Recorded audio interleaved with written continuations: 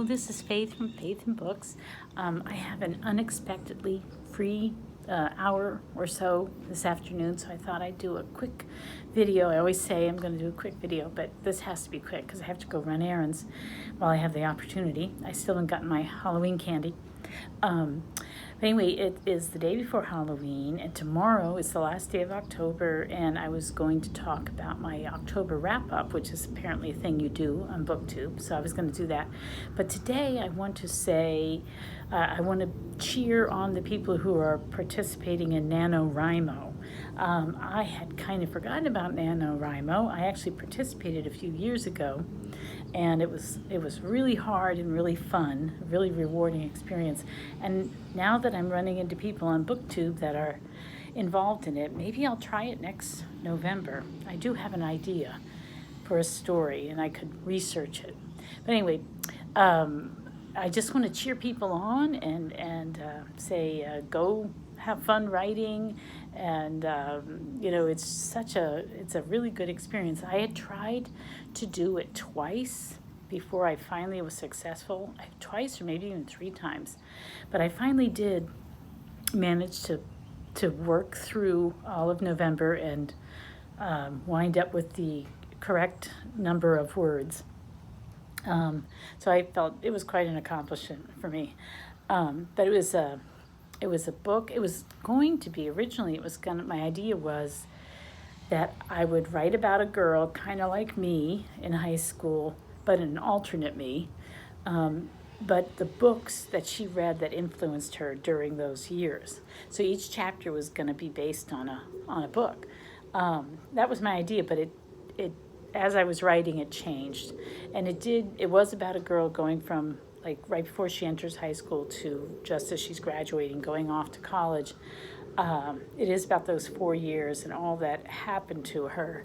And but it turned out to be about bluegrass and clogging and coping with adolescence and all the pain and awkwardness and doubt and all that it brings by getting really involved in music and dance and creativity, and which is something I had a miserable high school experience, and when I look back I often think, what would have saved me, what would have protected me or made things better, and I think if I had done things like that, if I had been encouraged to do more creative things, that would have made it better. So that's the premise of the story.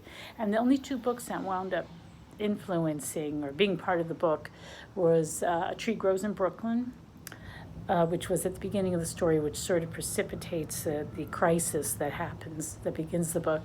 And then the second book was Mark Twain's Joan of Arc, because that sort of became her hero, trying to get through all the painful experiences of high school. So it wound up just being those 2 books. They're 2 of my favorite books. So anyway, it was really fun doing it. It was really hard. I remember it was so hard because I was so busy. I was homeschooling 5 kids at the time, but it just so happened that I had enough time each morning that I could devote 30 minutes. And I remember I would spend like 20 of those minutes not knowing what to write and just trying to like edit or make a list of ideas, or just as long as I was typing. But then about 20 minutes in, it would start to flow. It was so painful getting there, though. I would want to quit every second. And then I would start writing, and I would have a buffer time, so I'd be able to go over my 30-minute minimum before I had to make breakfast and get people up and stuff. And then I would have a couple of blocks of time on the weekend where I could work on it longer. And that's how I did it. I was really proud of myself because I'm not a very disciplined person, and I finally had the discipline. And it was fun researching bluegrass because I was born in 1960, and there was a real bluegrass revival in my area, the Washington, D.C. area, during the 60s and 70s. And I loved bluegrass, and I used to listen to it all the time. And so it was really fun researching the music of that time, reading articles about it, reading books about bluegrass. it was fun to read about it, and it was really fun to imagine a sort of alternative adolescence for myself. So anyway, I hope the people who are doing NaNoWriMo have a great time, and I hope their stories work out.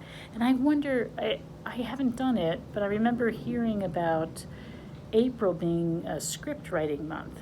And that, I think I've always wanted to do that. That would be a neat thing.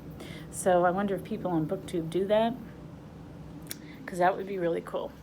Anyway, so good luck to you. I hope that the muse flows and it's a great experience. And I'm just here to rally and cheer you on, and bravo, brava. And till tomorrow, bye.